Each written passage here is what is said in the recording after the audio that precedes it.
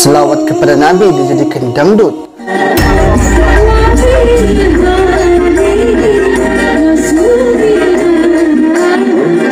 Al-Quran dialunkan beserta muzik.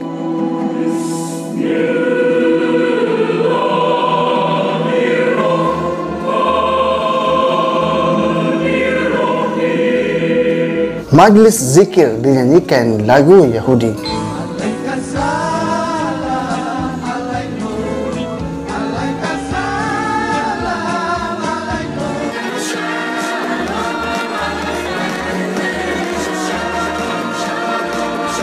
Kenapa perkara ini berlaku? Adakah Islam perlahan-lahan dirosakkan dan dicampur adukkan dengan perkara-perkara yang batil? Kita akan bahas dalam video kali ini. Jadi tengok video ini sampai habis.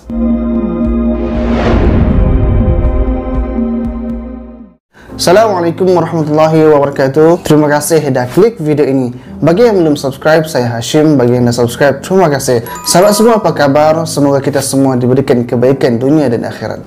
Sahabat semua, tidaklah hairan kalau kita ditimpa musibah, bencana alam dan pelbagai lagi, kerana kerosakan itu dilakukan oleh tangan-tangan manusia sendiri. Baru-baru ini beredar video mengenai seorang wanita yang mengalunkan membaca Al-Quran tetapi disertakan dengan muzik. Dan bunyi muzik tu adalah muzik Melayu lah, macam yang selalu kita dengar.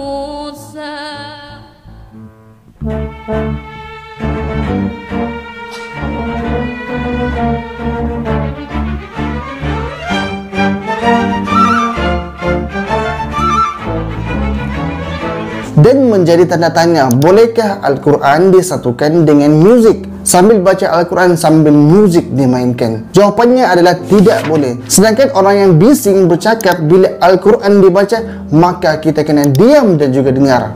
Sebagaimana firman Allah Subhanahu wa taala, "Wa idza quri'al Qur'an fastami'u lahu wa ansitu la'allakum turhamun." Yang bermaksud, dan apabila dibacakan Al-Quran, maka dengarkanlah dan diamlah agar kamu mendapat rahmat.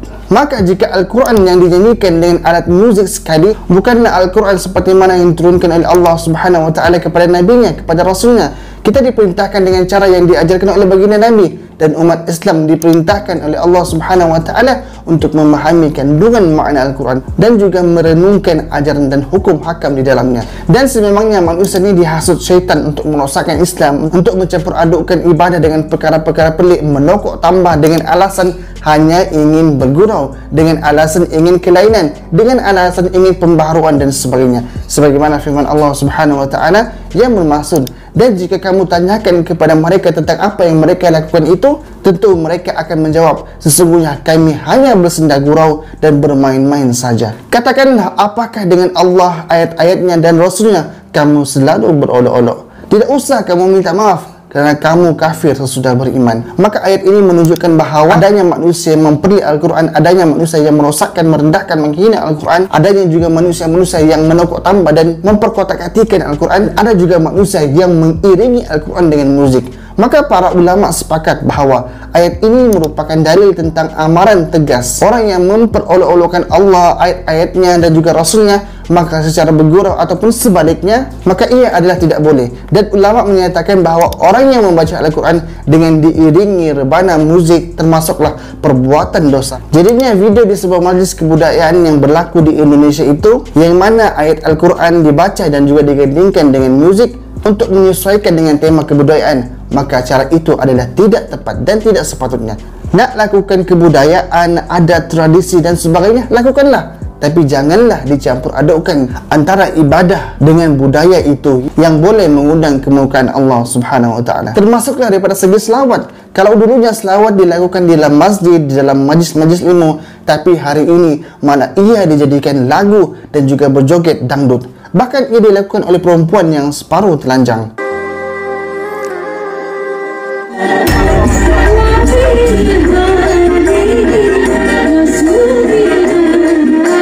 Maka perkara ini batil. Tidaklah boleh kita mencampur adukkan yang hak dengan yang batil. Sebagaimana firman Allah Subhanahu wa taala, "Wala talbisul haqqo bil batil wa taktumul haqqo wa antum ta'lamun." Yang bermaksud, dan janganlah kamu campur adukkan yang benar itu dengan yang salah, dan kamu sembunyikan yang benar itu pula padahal kamu mengetahuinya. Dan ayat ini merujuk kepada tidak bolehlah kita mencampur adukkan, menjadikan rojak sesebuah ibadah. Dan hakikatnya semua kita tahu bahawa ibadah adalah ibadah, budaya adalah budaya.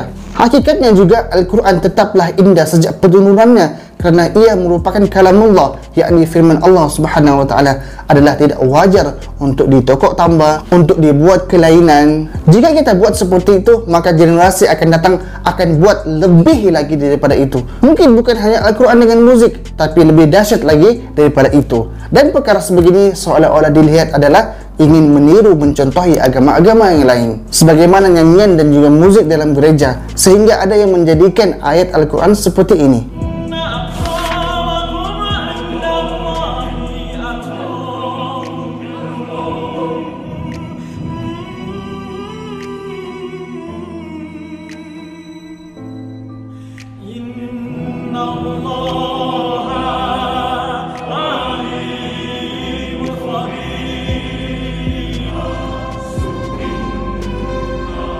Sahabat semua, hari ini orang lain buat, esok hari dan kedepannya maka akan adanya lagi yang buat. Sebab makhluk-makhluk yang ingin merosakkan agama ini banyak sangat. Maka perkara ini perlulah diambil perhatian dan perlu ditegur, diluruskan atas dasar keprihatinan kita kepada Al-Quran.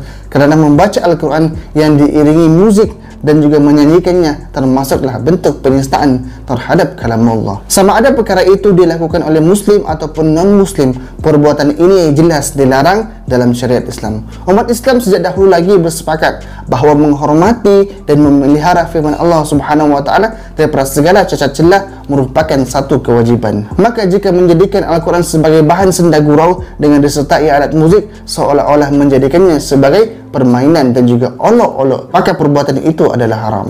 Maka jika ada alasan bahawa Al-Quran yang dialunkan dengan diiringi muzik adalah salah satu untuk menzahirkan keindahan Islam, hakikatnya perkara itu adalah merupakan hawa nafsu semata dan juga ingin merosakkannya. Sahabat semua, Islam itu tetaplah indah dan akan selamanya indah bagi mereka yang mengamalkannya, mengikut apa yang telah diajarkan oleh baginda Nabi SAW. Bukan setakat itu sahaja, hari ini mereka yang berpakaian seperti Islami juga menyanyikan lagu-lagu Yahudi dengan alasan ia adalah lagu kesejahteraan.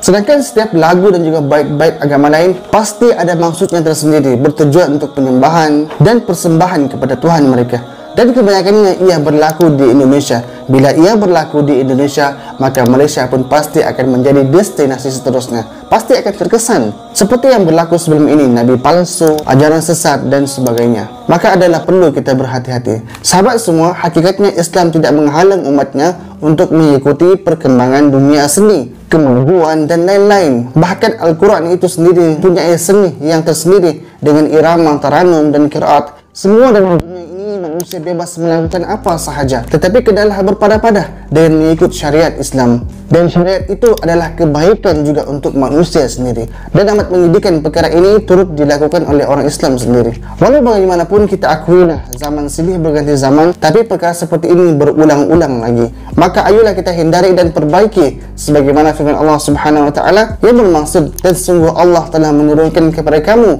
di dalam Al-Quran bahawa apabila kamu mendengar ayat-ayat Allah diingkari dan diolok-olokkan oleh orang-orang kafir, maka janganlah kamu duduk beserta mereka. sehingga mereka memasuki perbincangan yang lain. Karena sesungguhnya kalau kamu berbuat demikian, tentulah kamu serupa dengan mereka. Sesungguhnya Allah akan mengumpulkan orang-orang munafik dan juga orang-orang kafir dalam jahanam seluruhnya. Sahabat semua, Al-Quran dah sempurna, agama Islam pun dah sempurna, dan tidaklah Nabi wafat melainkan sesudah baginda menyampaikan segala isi ajaran Islam. Sebagaimana firman Allah Subhanahu wa taala yang bermaksud, pada hari ini aku telah sempurnakan bagi kamu agama kamu, dan aku telah cukupkan nikmatku kepada kamu, dan aku telah redha Islam itu menjadi agama untuk kamu. Maka dari itu sama-samalah kita berdoa kepada Allah Subhanahu wa taala, mudah-mudahan Allah menunjukkan kita kepada keridhaannya dan juga dibimbing selamat daripada sebarang maksiat, kesesatan dan sebagainya. Jadi cukup sekitar itu saja. Jika video ini bermanfaat, share sekarang. Assalamualaikum warahmatullahi wabarakatuh.